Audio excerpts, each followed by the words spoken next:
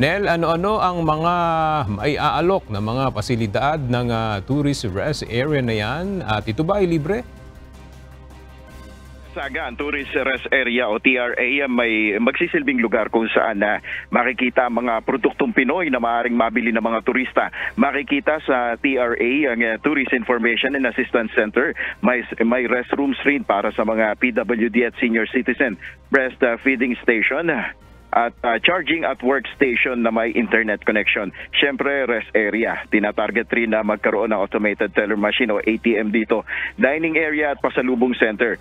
Libre itong ma-access ng mga turista. Mismong si Pangulong Ferdinand Marcos Jr. ang nanguna ng inaugurasyon ng kauna-unahan TRA sa Northern Luzon na nandito nga sa Pagudpod, Ilocos Norte. Bukod sa TRA dito sa Pagudpod, may 8 pang tourist rest area na itinayo sa Rojas, Palawan, Dawis, Bohol, Medellin, Moabal, Carmen at Carcar City sa Cebu, Manolo, Fortich sa Bukidnon at Samal Island sa Davao del Norte.